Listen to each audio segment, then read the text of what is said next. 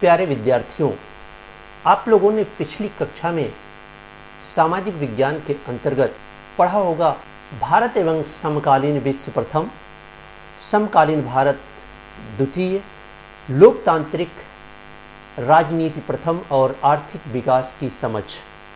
तो उसी क्रम को आगे बढ़ाते हुए अब आपको सामाजिक विज्ञान के अंतर्गत, जो कि कक्षा 10 के अंतर्गत आपको पढ़ना है, भारत तथा समकालीन विश्व यानी कि इतिहास का सेकेंड पार्ट उसका, और समकालीन भारत का सेकेंड पार्ट भूगोल, और लोकतांत्रिक राजनीति सेकेंड नागरिक शास्त्र, आर्थिक विकास की समझ यानी कि अर्थशास्त्र। तो जैसा कि आप जानते हैं कि जो सामाजिक विज्ञान के अंतर्गत इन 4 विषयों के बारे में आपको पढ़ाया जाता है, जो कि अलग अलग इकाइयों में होता है।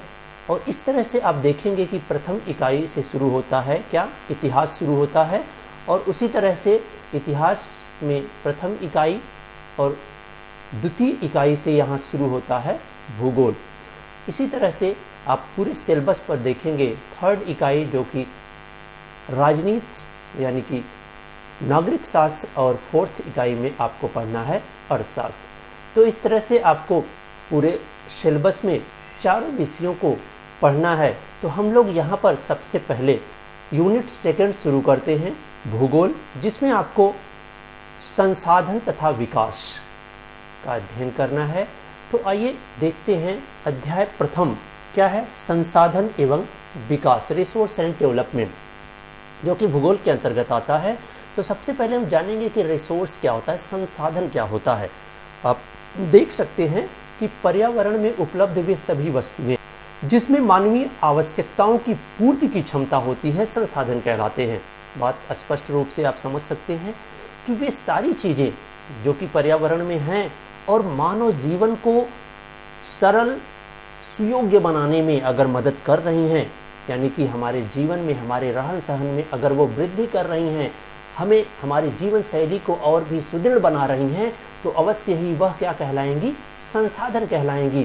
तो आगे देखेंगे संसाधनों का विकास उनकी संभाव्यता और प्रौद्योगिकी पर निर्भर करता है। समाज में संसाधनों का उचित वितरण मानव जीवन की गुणवत्ता और वैश्विक शांति दोनों दृष्टिकोण से अति महत्वपूर्ण है। जैसा कि हमने ऊपर आपको बताया कि यह जो मानव संसाधन होते हैं वो क्या होता है, ये मानव जीवन की गुणवत्ता को बढ़ाते हैं।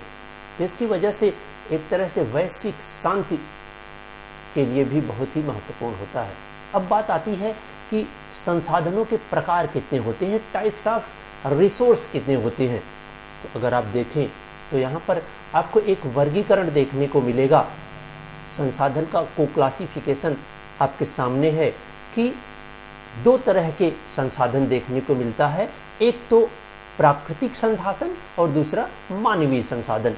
प्राकृतिक संसाधन आप जैसा कि जानते हैं कि नेचर हमारे लिए बहुत कुछ संभाल कर रखा हुआ है, हम उसके आधार पर अपने जीवन को और भी सुदृढ़ बना सकते हैं, उसके उपयोग से अपने जीवन स्तर को और भी सरल बना सकते हैं। साथ ही साथ दूसरी तरफ कुछ मानवीय संसाधन भी होते हैं, यानी कि मानव द्वारा निर्मित रिसोर्स भी होते हैं, जिसके आधार पर हम अपने जीवन स्तर को उठा पाते हैं। अब यहाँ पर अगर आप देखें क्लासिफिकेशन में, तो प्राकृतिक संसाधन में एक तो होता है नवीनीकृत, यानी कि रिन्यूअल होते हैं, जिसको हम फिर से बना सकते हैं, यानी कि रिन्यूअल कर सकते हैं, बार बार उसका उपयोग कर सकते हैं नई चीज़ों में। और एक होता है अनवीनीकरण योग्य। वहीं दूसरी तरफ मानवीय संसाधन में भी आप देखेंगे 2 टाइप्स देखे जा सकते हैं, एक तो संरचनाएं एवं संस्थाएं और दूसरा मात्रा एवं गुणवत्ता। और वहीं जो नवीनीकरण योग्य हैं संसाधन, उसमें सतत यानी कि ऐसे संसाधन जो कंटिन्यूअस होते हैं, हमेशा मिलते हैं। जैसे आप उदाहरण भी देख सकते हैं कि वायु और जल जो कि हर जगह निरंतर रूप से पाए जाते हैं। और दूसरा है जैव। जैव को भी 2 भागों में बांटा गया है, प्राकृतिक वनस्पति और वन्य वनस्पति। इन सभी का अध्ययन आगे आपको विस्तृत पढ़ना है। और यहीं पर जो नॉन रिन्यूएबल हैं, यानी कि जो अनवीनीकृत हैं, उसमें पुनः चक्रीय और अचक्रीय। तो इस तरह से आप देखेंगे कि जो धातु होते हैं, धातुओं को क्या करते हैं हम, कोई भी जो धातु होती है, जैसे लोहा है तो हम उस लोहे को पुनः कोई दूसरा रूप बना सकते हैं, पुनः चक्रिय कर लेते हैं। जबकि जीवाश्म ईंधन जो होते हैं, जैसे आप पेट्रोल मान लो, तो वो अचक्रिय होते हैं। पेट्रोल एक बार आपने लिया तो वो क्या होते हैं, जलकर नष्ट हो जाते हैं, यानी कि उसको आप रिन्यूअल नहीं कर सकते हैं। आइए अब देखा जाए कि इन संसाधनों का वर्गीकरण किस प्रकार किया गया है। तो संसाधनों का वर्गीकरण कई आधारों पर किया जाता है, और उन आधारों में सबसे पहले आपको जो देखना है वो उत्पत्ति के आधार पर, यानी कि ये उनकी उत्पत्ति के आधार पर संसाधन दो प्रकार के होते हैं। एक को कहा जाता है जैव संसाधन और दूसरे को अजैव संसाधन। जैव संसाधन आप देख सकते हैं कि जैव संसाधन उन संसाधनों को कहा जाता है जिसमें जीवन व्याप्त होता है, यानी कि जिन संसाधनों में, ऐसे संसाधन जिनमें जीवन पाया जाता है, यानी कि जिसमें एक तरह के ग्रोथ पाए जाते हैं, एक तरह की वृद्धि पाई जाती है, उसे जैव संसाधन के रूप में जाना जाता है। जैसे आप देखेंगे मनुष्य, पशुधन, वनस्पति और जीव, ये सब क्या होते हैं, ये सब जैव संसाधन के अंतर्गत आते हैं। क्योंकि पशुधन है, जो पशु होते हैं वो भी हमारे लिए हमारे जीवन को सुदृढ़ बनाते हैं, हमें दूध देते हैं, गोबर देते हैं, वो सारी चीज़ें हम अपने खेत में यूज करते हैं। दूध से बहुत सारे खाद्य पदार्थ हम बनाकर खा सकते हैं। तो ये क्या होते हैं, एक तरह से जैव संसाधन है, यानी कि इनमें जीवन पाया जाता है। उसी तरह से बहुत सारी वनस्पतियों से हम अपने जीवन यापन को सरल बनाते हैं। वहीं अब देखें अजैव संसाधन, तो अजैव संसाधन, जबकि आप देख रहे हैं जैव संसाधन जिसमें जीवन पाया जाता है, वहीं अजैव संसाधन की बात करें तो ऐसे संसाधन जो निर्जीव होते हैं, जिनमें कोई जीवन नहीं पाया जाता है, जिसमें कोई ग्रोथ नहीं होता है, वे अजैव संसाधन कहलाते हैं। तो अजैव संसाधन में आप देखेंगे मृदा, यानी कि मिट्टी, धातुएं और चट्टानें, यह भी हमें क्या करती हैं, हमारे लिए संसाधन का काम करती हैं। मिट्टी से हम बहुत सारे कार्य करते हैं, मिट्टी से घर भी बनाते हैं, धातुओं से बहुत सारे अपने उपयोग की चीज़ें बनाते हैं, विभिन्न तरह की चट्टानों से हम टाइल्स बनाते हैं, या फर्श के लिए बनाते हैं, या छत के लिए, फ्लोर के लिए बनाते हैं। बहुत सारी ऐसी चीज़ें हम यूज करते हैं जो अजैव संसाधन के कहलाते हैं। वहीं अगर आप देखें तो साम्यता के आधार पर हम अगर संसाधनों का वर्गीकरण, तो साम्यता यानी कि एग्जॉस्टिबिलिटी की बात करते हैं, यानी कि इक्विबिलिटी की बात करते हैं, साम्यता की बात करते हैं। तो यहाँ पर भी दो तरह के संसाधन आपको देखने को मिलते हैं। एक को रिन्यूएबल कहा जाता है, यानी कि नवीनीकरण संसाधन, और दूसरे को कहेंगे अनवीनीकरण संसाधन। नवीनीकरण संसाधन, जैसा कि आप नाम से भी समझ सकते हैं, जिनका पुनः नवीनीकरण किया जा सके, यानी कि पुनः उसको बनाया जा सके, अनेक तरह के चीज़ों में वे नवीनीकृत होते हैं। जैसा कि आप देखें, वे संसाधन जिन्हें भौतिक, रासायनिक और यांत्रिक प्रक्रियाओं द्वारा नवीनीकृत या पुनः उत्पन्न किया जा सकता है, उन्हें नवीनीकृत संसाधन कहा जाता है, या पुनः पूर्ति योग्य संसाधन कहलाते हैं। जैसे सौर ऊर्जा, सौर ऊर्जा आती है तो हम क्या करते हैं, उसको बहुत सारी नई तरीके से कर पाते हैं। जैसे कि हम उसे स्टोर कर लेते हैं, उससे लाइट जला लेते हैं, स्टोर करके उसे ट्यूबवेल चला लेते हैं, या बहुत सारे ऐसे चीज़ें सौर ऊर्जा के द्वारा हम कर पाते हैं। पवन ऊर्जा, पवन चक्की हम चला लेते हैं, उनको परिवर्तित यानी उनका नवीनीकरण कर लेते हैं। जल से आप देखिए, जल से भी आप देख सकते हैं कि जल को स्टोर करके हम जल से बिजली पैदा कर लेते हैं, डैम बना के वहाँ पर बिजली पैदा कर पाते हैं। इस तरह से आप देखेंगे कि कुछ ऐसे संसाधन हैं जिनका हम नवीनीकरण कर पाते हैं, रिन्यूअल कर पाते हैं। अब क्या है कि नवीनीकरण में दो टाइप्स दिए गए हैं। एक को कॉन्टिन्यूअस रिसोर्स कहा जाता है, यानी कि सतत, जो निरंतर होता है, कॉन्टिन्यूअस होता है, और एक जैविकीय संसाधन। सतत संसाधन, इन संसाधनों को एक ही समय पर प्रयोग और पुनः प्राप्त किया जा सकता है। ये एक स्थान पर नहीं रहते हैं, बल्कि भौतिक परिवेश में प्राकृतिक रूप से भ्रमण करते रहते हैं। जैसे बहता हुआ जल, सौर विकिरण और हवा, ये सारे क्या हैं, कॉन्टिन्यूअस रिसोर्स हैं। वहीं जैविकीय संसाधन की बात करें तो ये संसाधन जैविक प्रक्रिया द्वारा बनते हैं। इनको दो उप वर्गों में बांटा जाता है, प्राकृतिक वनस्पति और वन। अब हम बात करें तो अमानविक अनवीनीकृत जो संसाधन होते हैं, अनवीनीकृत संसाधन वे संसाधन होते हैं जो लंबी भूवैज्ञानिक समयावधि के माध्यम से बनते हैं। ये संसाधन एक बार प्रयोग करने पर समाप्त हो जाते हैं, अतः इन्हें पुनः प्रयोग में नहीं लाया जा सकता है। यानी कि जो अनवीनीकृत संसाधन होता है, वे संसाधन जिसको हम एक बार प्रयोग कर लेते हैं तो उसके बाद फिर हम उसका प्रयोग नहीं कर पाते हैं, वो पूरी तरह से नष्ट हो जाता है। इस प्रकार के संसाधनों में खनिज और जीवाश्म ईंधन आते हैं, शामिल होते हैं। इन संसाधनों को दो उपवर्गों में बांटते हैं, एक कहते हैं चक्रीय और एक कहते हैं अचक्रीय।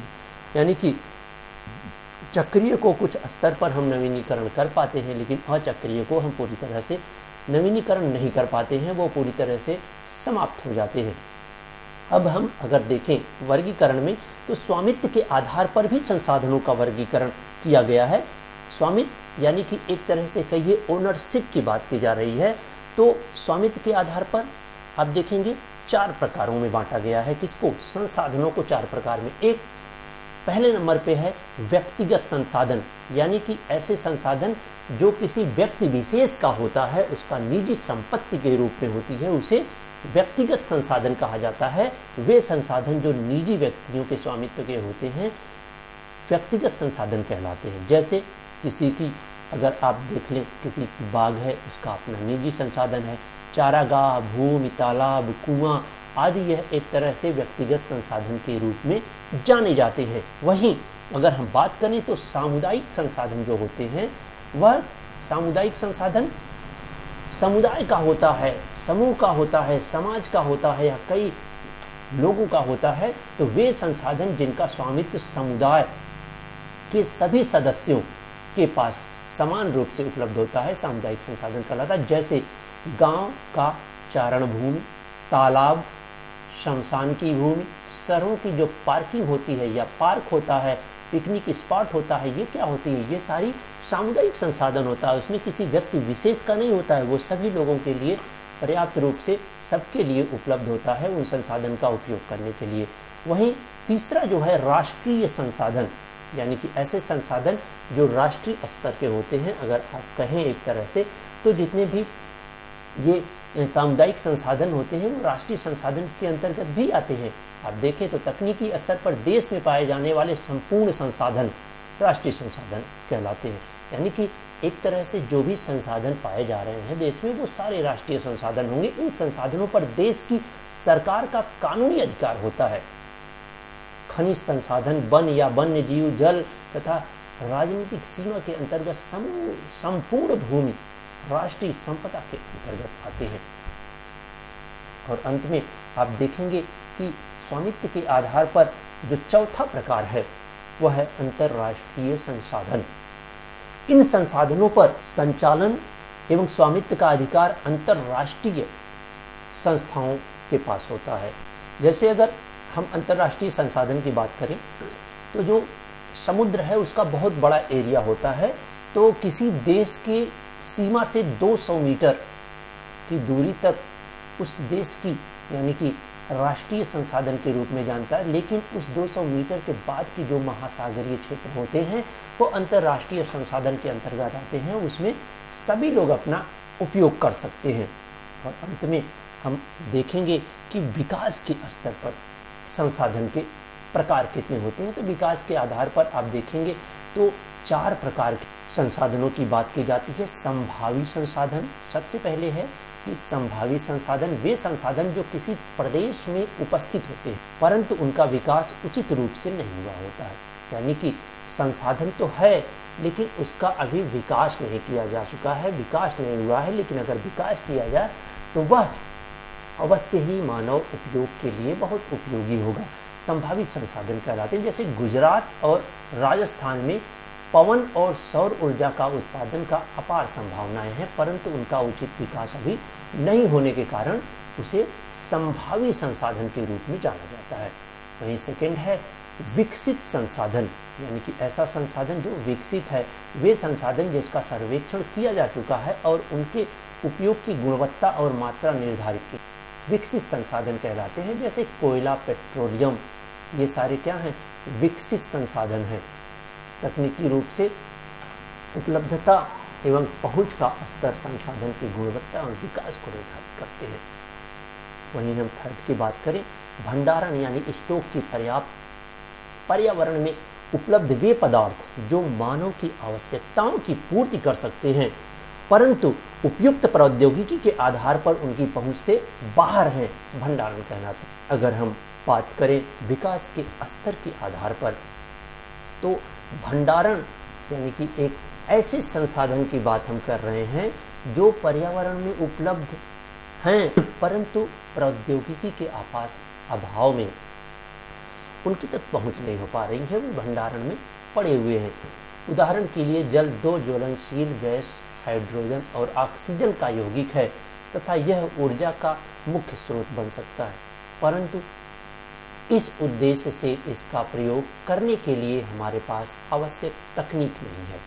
और अंत में हम बात करेंगे संचित कोष। यह भंडार का वह भाग जो तकनीकी ज्ञान के द्वारा भविष्य की आवश्यकताओं के अनुसार उपयोग किया जाता है। उदाहरण के लिए नदियों के जल को विद्युत पैदा करने के लिए प्रयोग किया जा सकता है परंतु वर्तमान में इसकी उपयोग सीमित पैमाने पर किया जा रहा है। इस प्रकार बांधों में जल वन और संचित कोष उसका उपयोग भविष्य में किया जा सकता है। आप जानते हैं कि जिस तरह से हम जल को संचित करके डैम बनाकर हम उसका विद्युत पैदा करने के लिए उपयोग कर। तो आज की क्लास में बस इतना ही। आगे हम लोग संसाधनों के विकास के बारे में पढ़ेंगे जो हम लोग नेक्स्ट क्लास में पढ़ेंगे। साथ ही साथ आप वीडियो को देखें और अच्छी तरह से समझने का प्रयास करें। जो भी चीज़ें आपको समझ में नहीं आती है आप कमेंट बॉक्स में पूछ सकते हैं, उसका जवाब मैं आप। तो आज की क्लास के लिए बस इतना ही।